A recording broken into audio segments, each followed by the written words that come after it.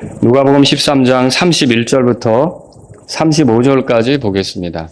같은 날 바리새인들 중에 어떤 자들이 와서 그분께 이르되 나가서 여기를 떠나소서 헤롯이 당신을 죽이려 하나이다 하매 그분께서 그들에게 이르시되 너희는 가서 그 여우에게 이르기를 보라 오늘과 내일 내가 마귀들을 내쫓고 치료하다가 셋째 날에 완전하게 되리라 하라. 그럼에도 불구하고 오늘과 내일과 모레는 내가 반드시 걸어야 하리니 대언자가 예루살렘 밖에서 죽을 수는 없느니라. 오 예루살렘아 예루살렘아 대언자들을 죽이고 내게 보낸 자들을 돌로 치는 자여 암탉이 자기 새끼들을 자기 날개 아래 모음같이 내가 얼마나 자주 내 자녀들을 함께 모으려 하였더냐. 그러나 너희가 원치 아니하였도다. 같이요. 보라 너희 집이 버림받아 너희에게 황폐하게 되었느니라.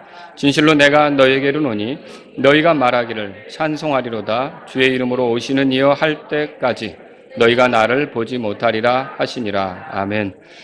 자, 오늘은 어떻게 보면 이제 34절로 이렇게 문단이 끊어지는 것처럼 보이는데 33절에도 예루살렘이라는 말이 등장하고요. 그 밑에 문단 34절에도 예루살렘이 등장합니다. 그래서 우리가 예루살렘을 통해 얻는 교훈 이런 제목으로 말씀을 전하고 듣겠습니다. 오늘 이 본문 문단을 보면은요, 31절에 같은 날 이렇게 시작되죠. 우리가 지난번에 살펴본 게 예수님께서 이제 어떤 사람이 예수님에 와가지고 구원받는 자가 적습니까? 이렇게 이제 물었을 때 예수님께서 좁은 문으로 들어가기를 힘쓰라 이렇게 대답해 주신 거 우리가 살펴보았습니다. 자, 같은 날 그러니까 그 가르침이 있었던 그날 이렇게 이제 생각해 보면 좋겠죠. 이 사건이 연이어서 있었다 이렇게 보시면 되겠습니다. 자, 이 본문에서 예루살렘에 대한 언급이 있는데 앞에 보면은 그 대언자가 예루살렘 밖에서 죽을 수 없다. 33절에 그렇게 돼 있고요. 또 34절에는 예루살렘이 대언자들을 죽였다. 돌로 쳤다.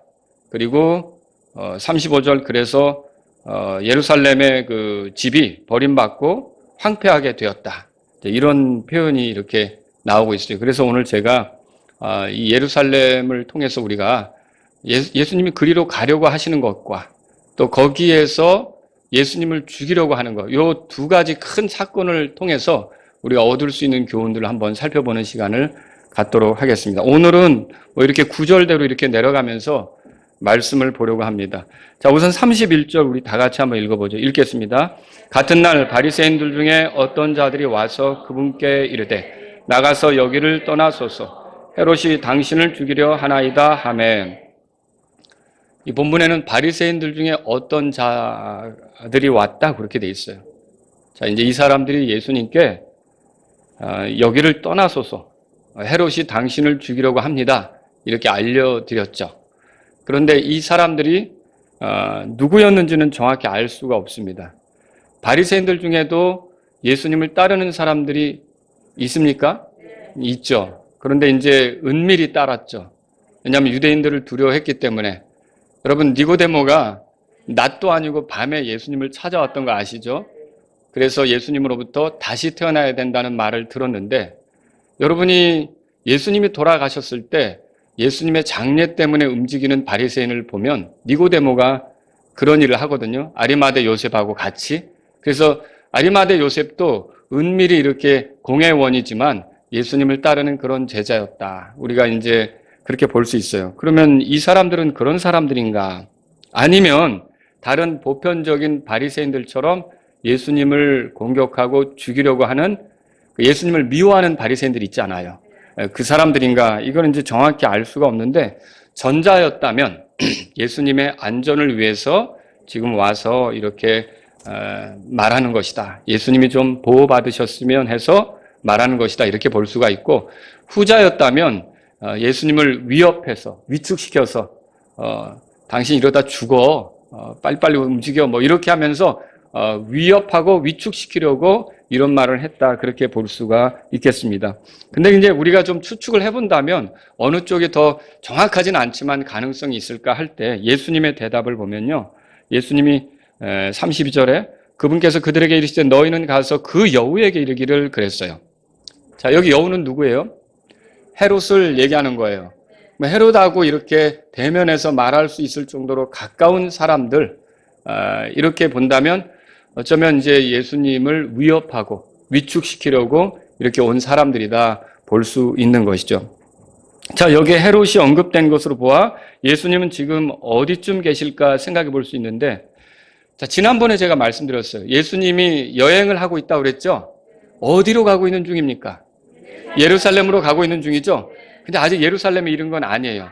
아마도 갈릴리 지경 혹은 더 많이 갔으면 요르단 동편 뭐 이런 정도일 텐데, 지금 여기서 떠나서서 여기를 떠나서 그랬어요. 여기는 헤롯이 관할하는 지역이거든요. 그 당시 유대 땅은 헤롯이 통치하지 않고요. 빌라도가 직접 관할하고 있었고요. 이 헤롯이 통치하는 영역이라고 하면 갈릴리라고 하는 거죠.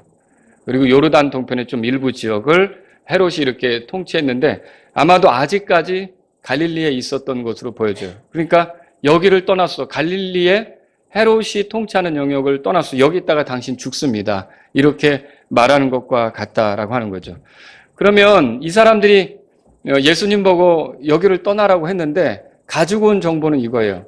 헤롯이 당신을 죽이려고 합니다. 자, 이 사람들의 의도가 뭔지는 우리가 정확히 모른다고 했지만 그래도 한 가지 분명한 것은 헤롯이 예수님을 죽이려고 한다는 것은 분명한 겁니다. 그럼 왜 이런 일을 헤롯이 하려고 할까? 여러분, 헤롯이 전에 침례자 요한을 죽인 사건이 있어요. 침례자 요한을 왜 죽였느냐? 요 헤롯이라고 하는 왕이 자기 형제의 아내를 취했어요. 그러니까 침례자 요한이 그건 죄다 이렇게 지적을 했어요. 그래서 못마땅해서 왕이 하는 일에 시비를 걸어 못마땅해서 감히 내가 죄가 있다고 이렇게 지적해. 그래서 헤롯이 그 침례자 요한을 죽이고 싶었지만 쉽지가 않았어요.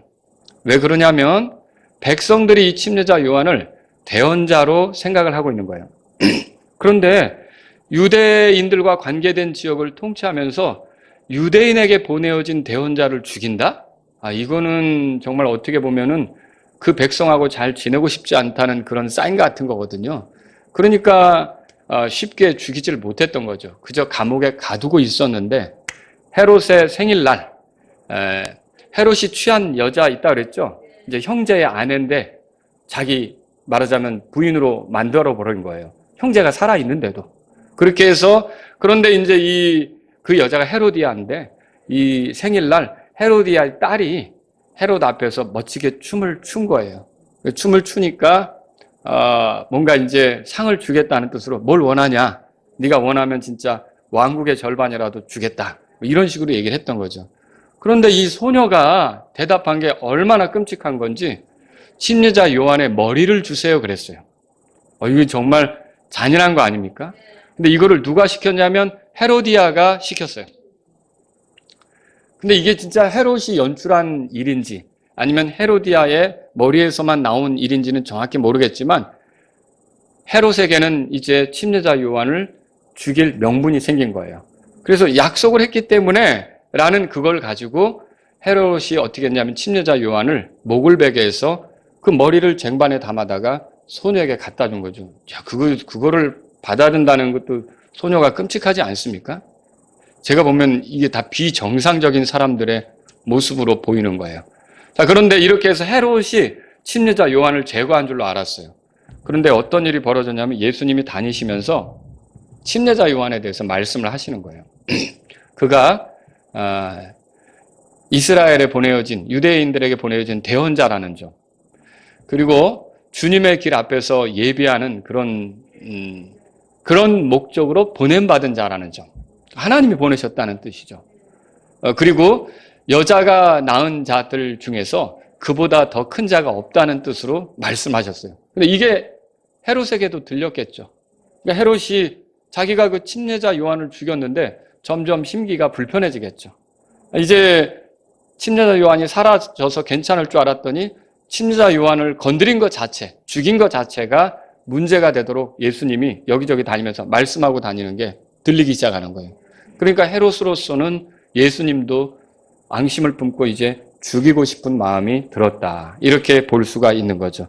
자, 그때 바리새인들 중에 어떤 자들이 와서 그래서 여길 떠나라고 이렇게 얘기했는데 예수님이 뭐라고 대답하셨는지 32절에 보겠습니다. 우리 32절 읽겠습니다.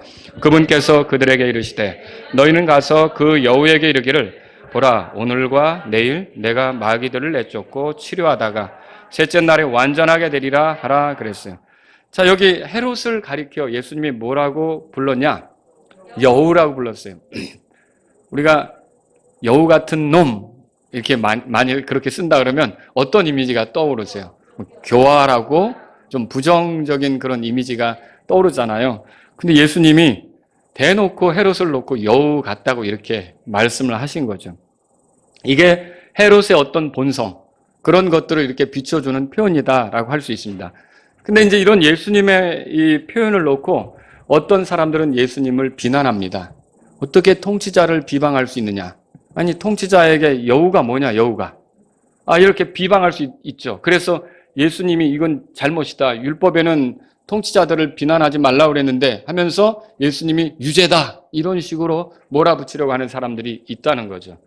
그러나 여러분, 하나님께서 보내신 대언자는 하나님 편에서 어떤 통치자가 하나님의 사역자로서의 역할을 못할 때는 그에 대해서 신랄하게 잘못을 꾸짖고 그가 회개할 수 있도록 기회를 주고자 엄하게 말할 수가 있다는 거죠. 그래서 구약에도 보면 이사야가 이 이스라엘의 그 지도자들을, 잘못된 지도자들을 가리켜서 뭐라 그랬느냐? 이사야서 56장 10절에 보니까 말 못하는 개들. 이 지도자들을 뭐에다 비유했어요? 개라고 표현했어요. 그리고 지도자들 혹은 대언자들 이런 사람들이 또 이렇죠. 탐욕이 심하여 결코 만족할 수 없는 개들. 이사야서 56장 11절에는 그렇게 써 있고요. 예수님도 다른 곳에서 바리새인 서기관들을 뭐라 그랬냐면 뱀들과 독사라고 표현했어요. 독사의 세대들아 이렇게. 여러분 이런 그 표현을 볼 때 헤롯을 두고 여우라고 표현한 것은 잘못이 아니라는 거죠. 하나님의 편에서는 그가 지금 뭘 잘못하고 있는지를 일깨우기 위해서 그런 표현을 대언자가 쓸 수가 있었다라고 하는 거죠. 헤롯이 들을 땐 기분 되게 나쁘겠죠. 그래도 왕인데 날 여우라고 그래? 이런 못마땅한 내가 가만히 안 두겠다. 이런 생각을 품을 수도 있겠어요. 그러나 하나님 편에서 하나님 말씀을 전하면서 그 사람의 죄를 일깨우기 위해서 그런 표현을 사용할 수 있었다라고 하는 거죠. 자, 여러분이 지금 읽어보시면 32절에 오늘과 내일, 그러니까 너희는 가서 그 여우에게 이르기를 헤롯에게 이렇게 말하라는 뜻이에요. 근데 오늘과 내일 내가 마귀들을 내쫓고 치료하다가 셋째 날에 완전하게 되리라 이렇게 말했어요. 그러면 오늘과 내일 내가 마귀들을 내쫓는다 이렇게 말했는데 그건 예수님께서 하시는 일 아닙니까? 자, 헤롯은 그분을 죽이려고 하지만 예수님은 그것과 상관없이 자신이 하고자 하는 일을 하시겠다는 뜻입니다. 여러분 이거를 보셔야 돼요. 그래서 헤롯이 그분을 죽이려 해도 예수님은 그가 무서워서 도망다니거나 그 때문에 자신이 하시는 일을 멈추거나 어디 짐 싸가지고 멀리 다른 데로 가거나 이게 아니라 나는 오늘과 내일 그 일을 하겠다. 그리고 셋째 날에는 말하자면 뭐라고 됐어요? 완전하게 되리라 이렇게 말했어요. 이게 뭐예요? 여러분 요한복음 17장 4절에 보면 아버지께 예수님께서 기도하시면서 이렇게 말씀하셨죠. 아버지께서 내게 주신 일을 내가 끝마쳤나이다. 아버지께서 내게 주신 일이 뭐예요? 죄인인 우리를 위해서 그분이 대신 죽는 거죠.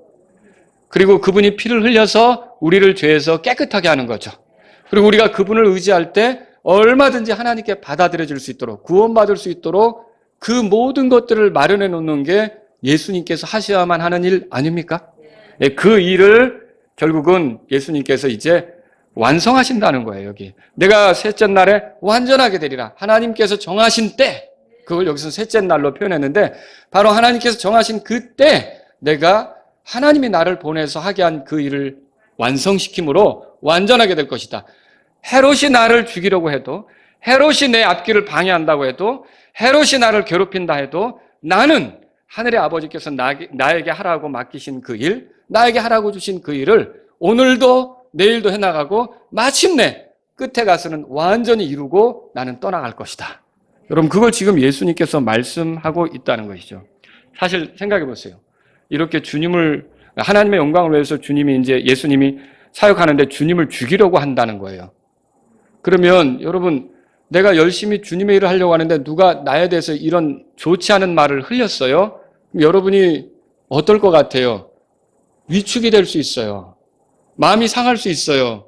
내가 주님의 일을 열심히 하려고 하는데 왜 이런 어려움이 내게 생기는 건가? 이런 마음이 들 수도 있다고요. 그렇지 않겠습니까? 예수님이 사람이기 때문에 얼마든지 그럴 수가 있을 것 같은데 예수님은 이 소식을 듣고 마음이 동요했습니까? 움직였습니까? 그렇지 않다는 거죠. 계속 자신이 해야 할 일, 그것들을 하시겠다고 선언하신 거예요. 내 일은 헤롯에 의해서 영향받지 않는다. 그는 나를 죽이려 할지라도 나는 내 길을 갈 거다. 오늘과 내일 나는 내 길을 걸어갈 거다. 지금 그렇게 말하고 있는 것이죠. 여러분, 여기서 우리가 배워야 될 교훈 하나를 발견하는 거예요. 오늘날 우리가 주님의 일을 하다가 나쁜 소식을 들었다고 해서, 나에게 불리한 소식을 들었다고 해서 내가 흔들릴 필요가 없다는 겁니다. 자매에서 뭔가 열심히 하는데 뭔가 나에 대해서 안 좋은 소리가 들렸다고 해서 내가 마땅히 해야 될 일에 위축될 필요가 없는 거예요. 찬양 인도자로 혹은 찬양대를 이끄는 사람으로 내가 뭔가를 열심히 하고자 해서 주님 앞에 헌신해서 했는데 나에 대해서 뭔가 나쁜 것이 들렸다고 해서 내 스스로 위축될 필요가 없다는 거죠. 예수님이 뭘 보여주고 있어요? 헤롯은 떠들어라. 나는 내 길을 가겠다.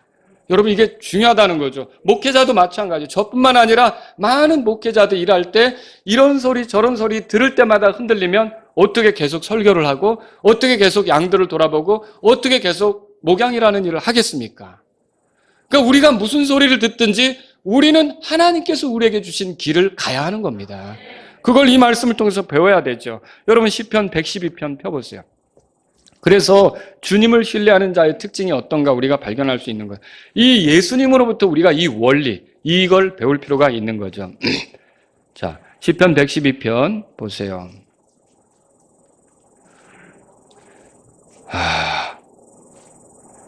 7절입니다. 같이 읽겠습니다. 7절 읽습니다.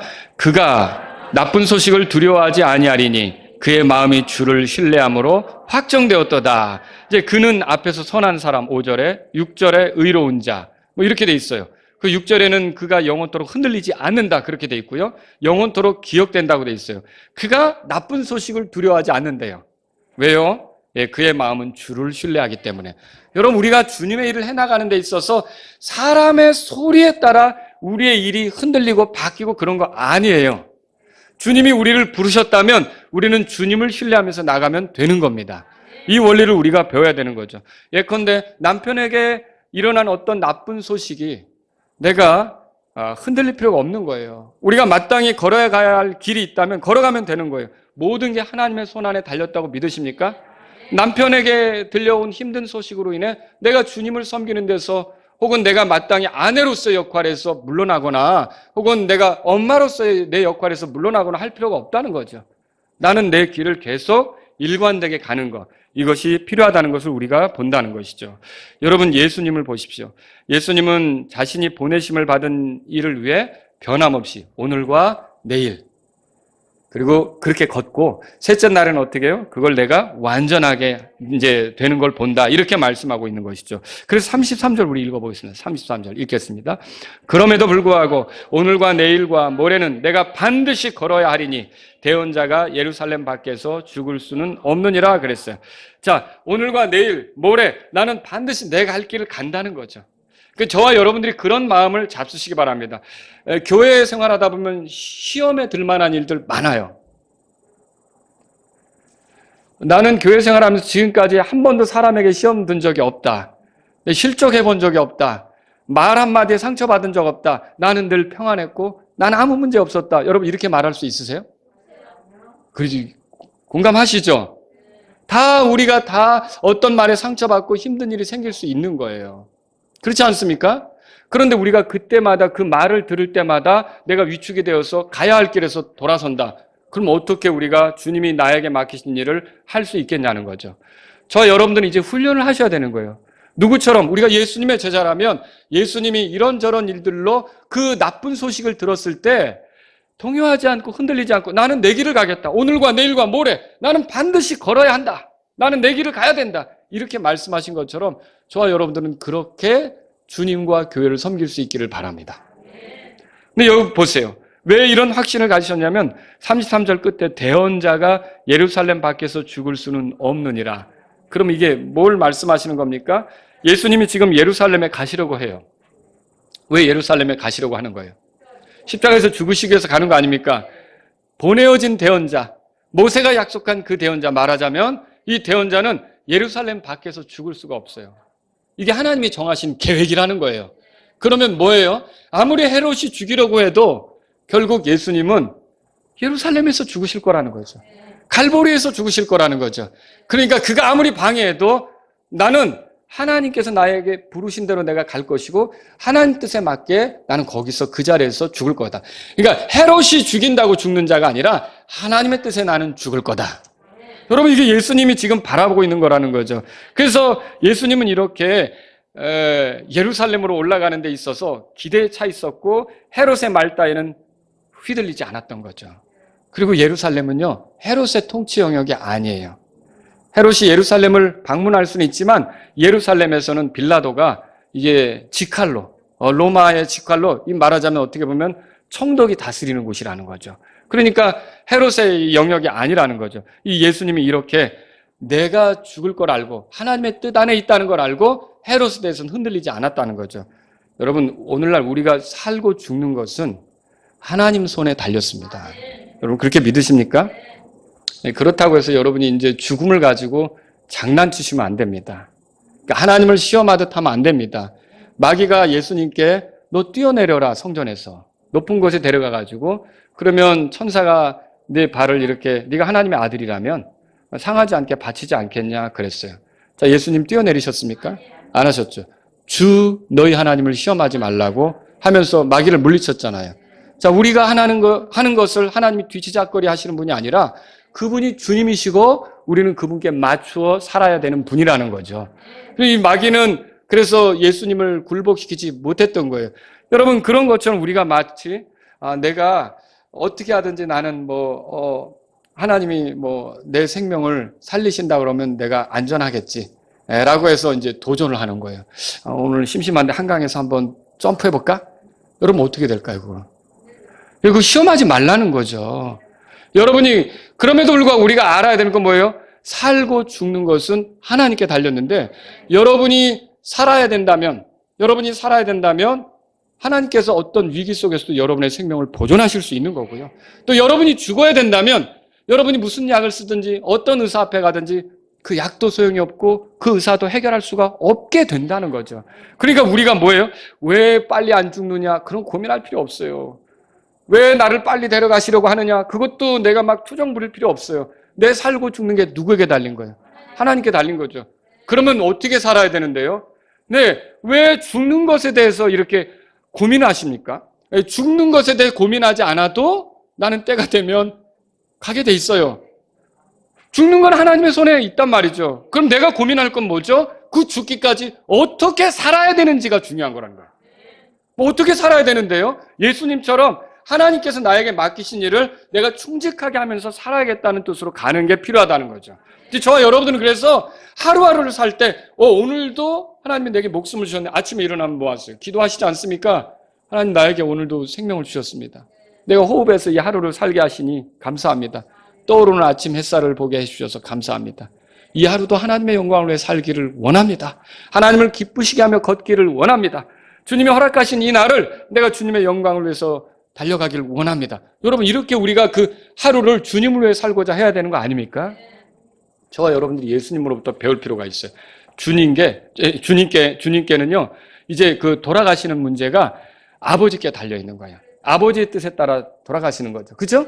그러면 오늘과 내일은 그때까지는 뭐 하시겠다는 거예요? 나에게 맡겨진 그 길을 가겠다는 거죠. 저와 여러분도 그렇게 살아야 된다는 것입니다. 이걸 우리가 발견할 수 있어요.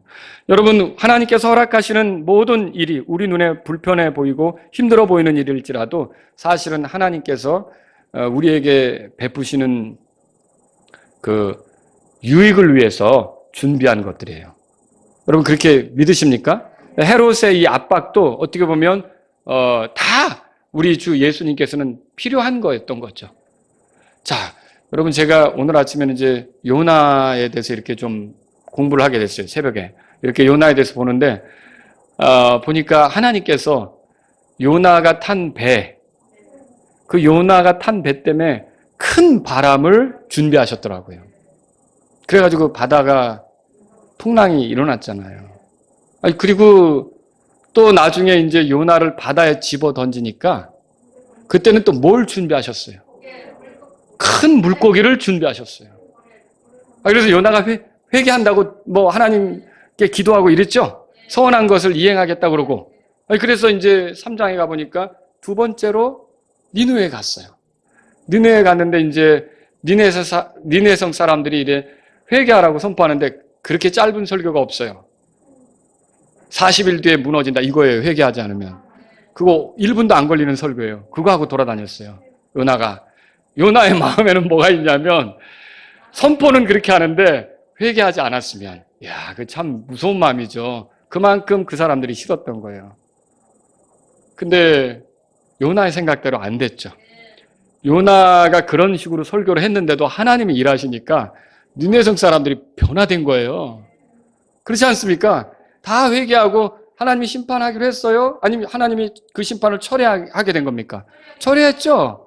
자, 근데 그때 요나가 상심이 된 거예요. 근데 그런 상심된 요나를 또 하나님이 준비한 게 있어요. 박넝쿨. 아시죠? 그걸로 이렇게 그늘을 만들어줘서 시원하게 했죠.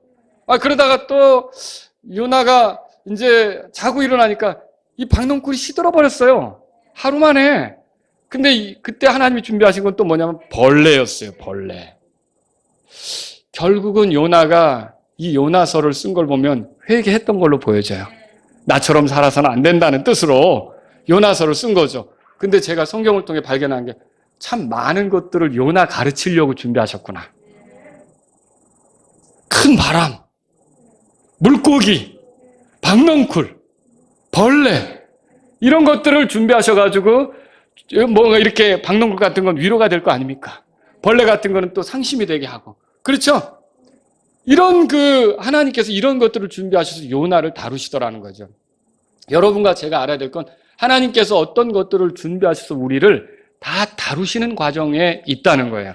우리가 그런 것들 때문에 위축되거나 낙심되거나 할 필요 없이 우리는 어떤 길을 가야 하는 겁니까? 예, 우리에게 주어진 그 길을 가는 거. 사람들에게 흔들리지 말고 우리의 길을 가는 거. 그러면서 믿음을 표현하는 거. 이게 우리에게 필요한 것이다 라고 하는 것이죠. 그래서 여러분 대언자가 예루살렘 밖에선 죽을 수 없다라는 말씀으로 자신이 예루살렘에 올라가면 죽을 것을 아셨고 하나님의 계획대로 되지 헤롯의 그 머리에서 나온 생각대로 되지는 않는다. 이거를 예수님은 아셨던 것이죠. 사람에게 많은 생각, 많은 계획이 있을지라도 오직 주의 뜻 그것만이 선다는 걸 믿으십니까? 네, 그런 확신을 가지고 예수님께서 움직이셨다는 거죠. 자, 여기 34절을 보겠습니다. 34절 우리 읽겠습니다. 오 예루살렘아 예루살렘아 배은자들을 죽이고 내게 보낸 자들을 돌로 치는 자여 암탉이 자기 새끼들을 자기 날개 아래 모음같이 내가 얼마나 자주 내 자녀들을 함께 모으려 하였더냐. 그러나 너희가 원치 아니하였도다. 자, 예루살렘에 대해서 좀 슬픈 마음으로 예수님이 말씀하시는 거예요. 비통한 마음으로 말씀하시는 거예요. 왜냐하면 그 도시가 너무 사악했기 때문에. 그 도시가 사악한 도시였어요. 그래서 대언자들을 보냈는데 대언자들을 돌로 쳤어요. 대언자들은 왜 보낸 거예요? 그들이 잘못하고 있으니까 돌이키라고 하나님께서 보내신 거잖아요.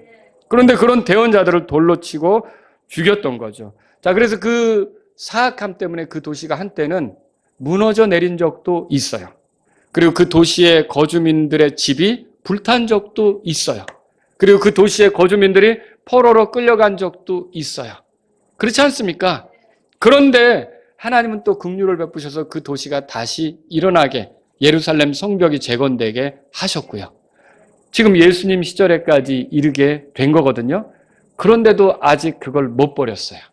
그 강팍함이 얼마나 대단한지 이제는 잠시 후에는 예수님까지 죽이려는 걸 예수님은 알고 있는 거죠. 그들을 위해 보내진 구원자를 죽이려고 한다는 것을 예수님은 알고 있었던 거죠. 그걸 생각하니까 너무 안타까운 거예요. 너무 슬픈 거예요. 여기 보세요. 암탉이 자기 새끼들을 자기 날개 아래 모음같이 내가 얼마나 자주 내 자녀들을 함께 모으려 하였더냐. 자, 이 말에 예수님이 나라는 호칭을 써서 실제로는 이렇게 이스라엘 백성을 모으려고 하셨던 하나님이 그분 자신이라는 것을 보여주고 있어요. 그런데 말을 되게 안 들은 거죠. 말을 정말 엄청 안 들은 거죠. 그래서 그들이 죄 가운데 빠졌는데 그들을 구원하기 위해서 직접 예수님이 오셔야 될 정도가 된 거라는 걸 이 말씀 비춰주고 있는 거죠. 자, 이 예루살렘 사람들이 이렇게 심각한 사람들이었던 거예요. 이들의 문제가 뭡니까? 하나님이 그렇게 회개할 기회를 줘도 회개하지 않는 거예요. 품으려고 해도 달아나기만 하는 거죠. 지금 예수님께서 그걸 지금 말씀하시면서 슬픔을 토하고 있는 것이죠. 여러분 그 35절에 보세요. 35절 다 같이 읽겠습니다.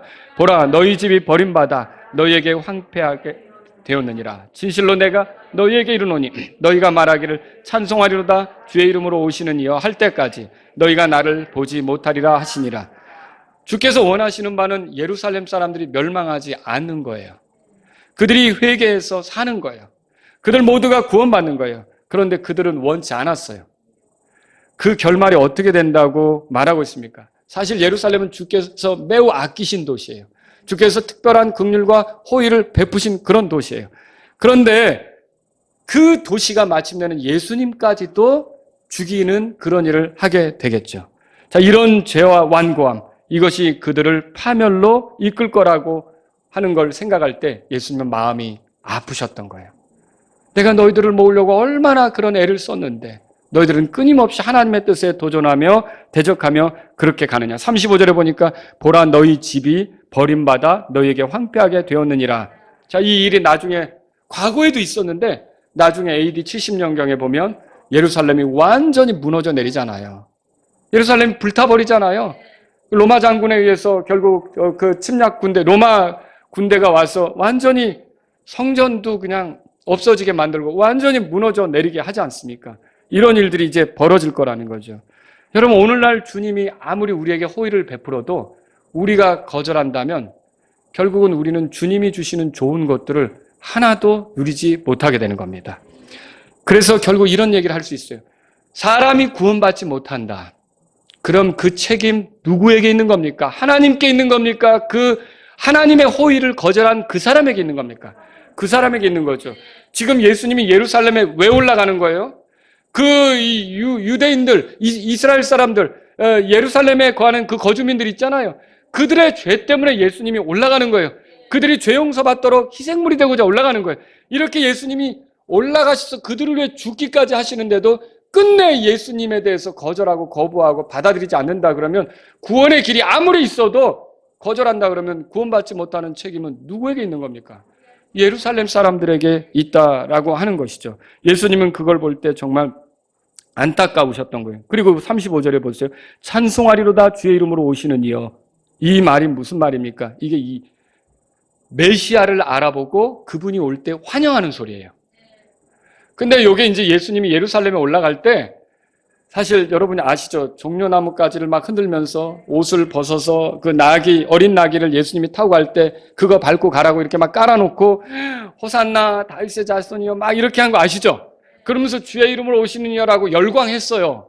기뻐했는데 아니 그 며칠 뒤에는 이 예루살렘 사람들이 뭐라고 예수님에게 소리 지르냐면 십자가에 못 박았어 이렇게 했어요. 그러면 그렇게 잠깐 반짝 좋아한 것 같았지만 예수님을 메시아로 받아들인 겁니까? 아니었죠. 예수님을 사기꾼으로 생각한 거예요. 자기 민족을 어순하게 만드는 그런 사람 정도로 생각한 거죠. 그래서 예수님은 죽어도 될 만한 그런 존재로 생각해서 십자가 못 박으라고 외친 거죠. 결국 이렇게 되었는데 이 소리는 그럼 나중에 언제 하게 되느냐? 자, 우리가 교회로서 이제 성도들이 예수님이 공중에 오면 휴거되잖아요. 그리고 이 땅에 이제 7년 동안 환란이 있게 될 거 아닙니까? 자, 그 7년 환란은 교회를 다루는 기간이 아니고 유대인들을 다루시는 기간이에요. 유대인들을 위해 한 이레가 남아있다 그랬잖아요. 69이레는 지나갔잖아요. 그 마지막 한 이레를 유대인들을 이제 돌이키기 위해서 하나님이 삼으시는 시간표가 되는 거죠. 그래서 유대인들을 돌이키기 위해서 14만 4천 명도 부르는 거고, 그리고 유대인들이 회개하도록 하는 거죠. 유대인들이 적그리스도를 알아보게 되겠죠. 그리고 이제 유대인들이 도망치겠죠. 이리저리 다니다가 환란 끝 무렵에 어떤 일이 벌어집니까? 예수님께서 자신의 성도들, 우리들 데리고 지상으로 오시겠죠? 이렇게 재림하실 때 그때까지 살아남아 있던 유대인들이 그 메시아에 오는 걸 보고 바로 이 소리를 하게 될 거라는 거죠.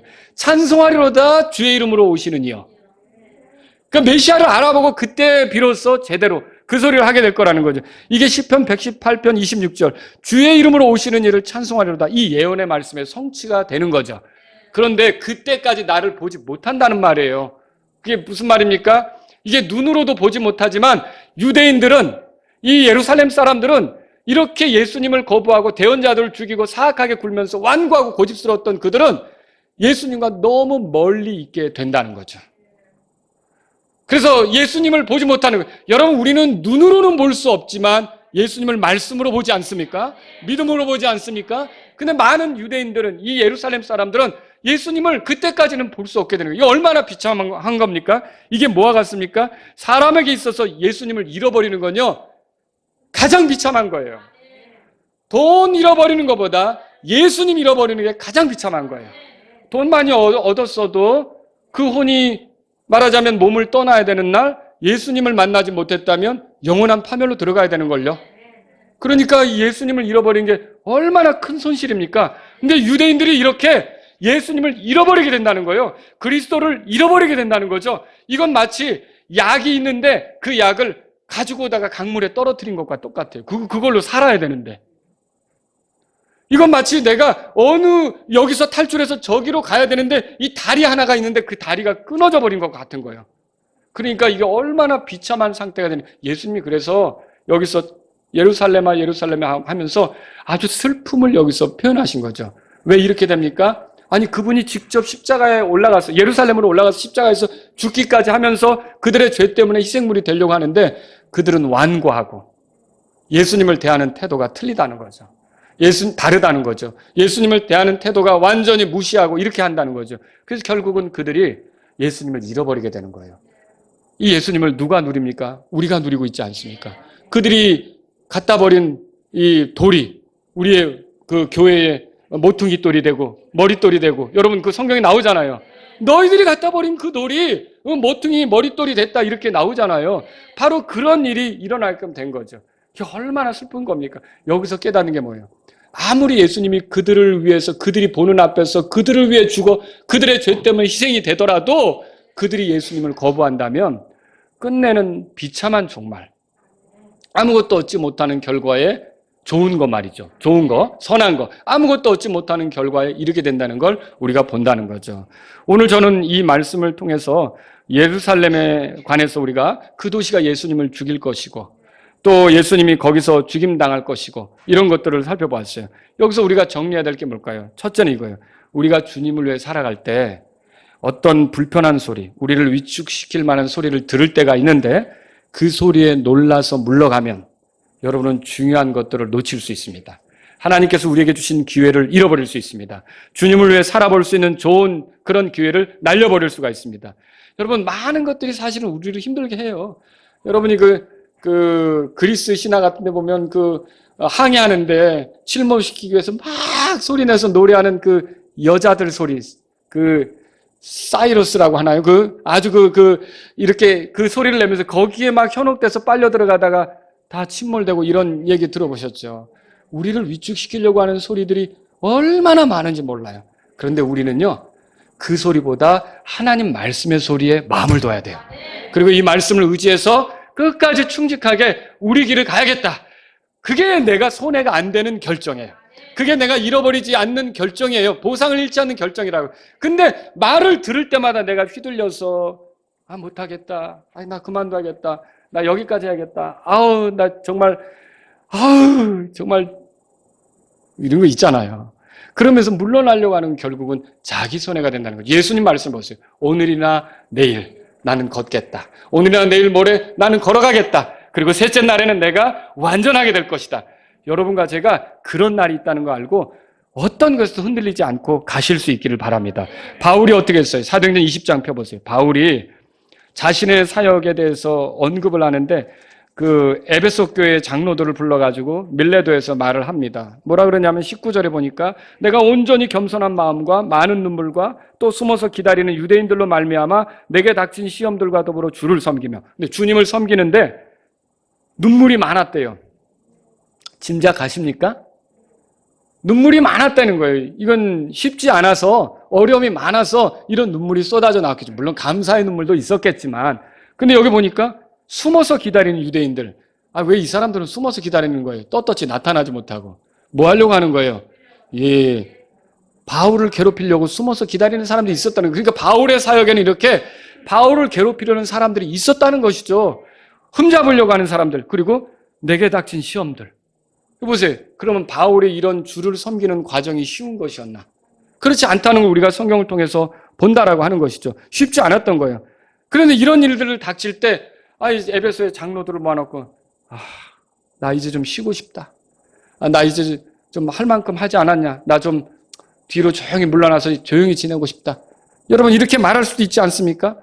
더군다나 뭐라고 얘기하냐면 여기 보시면 그 23절에 보세요. 23절에 오직 성령님께서 모든 도시에서 증언하사 뭐라고 돼 있어요?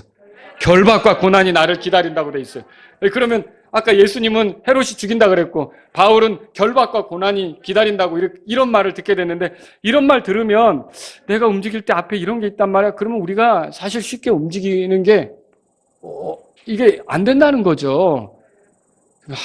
내가 요것들이 지나가기까지만 내가 좀 물러나 있을까? 이런 생각이 들 수도 있는 거죠. 근데 바울이 뭐라 그럽니까? 24절 다 같이 읽겠습니다. 24절 읽습니다. 이 일들 중 어떤 것도 결코 나를 움직이지 못하며 또한 내가 나의 생명도 내게 귀한 것으로 여기지 아니하노니 이것은 내가 나의 달려갈 길과 주 예수님께 받은 사역 곧 하나님의 은혜의 복음을 증언하는 일을 기쁨으로 끝마치고자 함이니라. 여러분 믿으십니까? 이런 것에 같이 고백할 수 있겠습니까?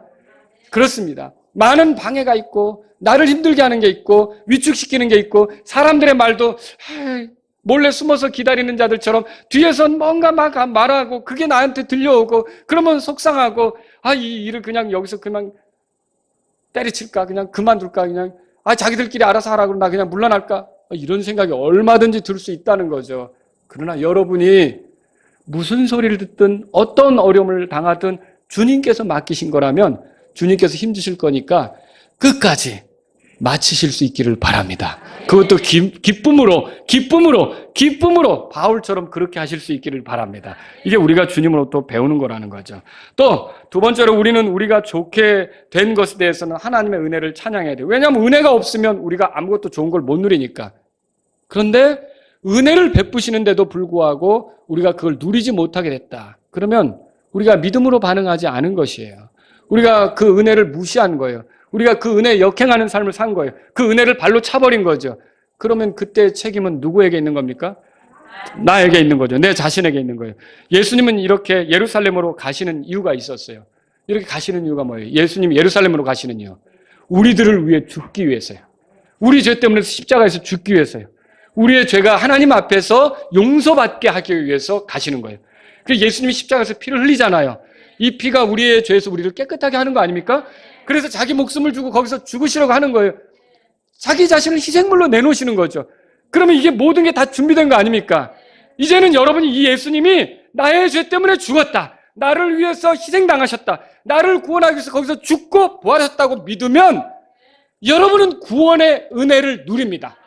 어떤 경우든지 얼마나 죄를 짓고 살았든지 얼마나 심각한 악한 사람이었든지 예수님을 나의 구원자로 믿으면 여러분은 멸망하지 않습니다.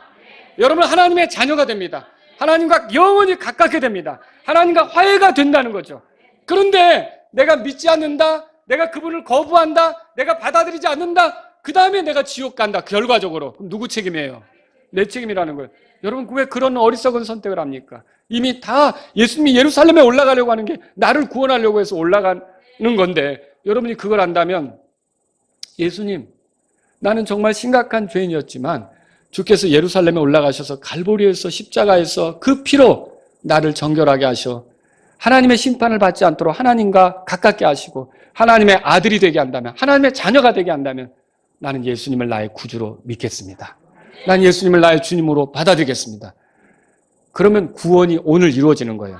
어떻게 이루어지는데요? 이건 말로 설명할 수 없지만 내 안에서 이제 지옥에 가지 않는다는 마음의 평안, 하나님이 나를 받아주셨다는 마음의 감사, 이런 것들이 넘치면서 여러분들은 다른 삶을 경험하게 될 거라는 거죠. 그러니까 이 결말을 하나님이 이미 은혜를 베푸시는데 이 결말을 내가 나쁘게 가져가는 것은 내 책임이라는 걸 알고 그런 결말을 누리지 않으려면 여러분은 하나님께서 준비하신 구원의 길, 예수님을 여러분의 구주로 받아들이시기 바랍니다. 우리 다 같이 일어서시겠습니다.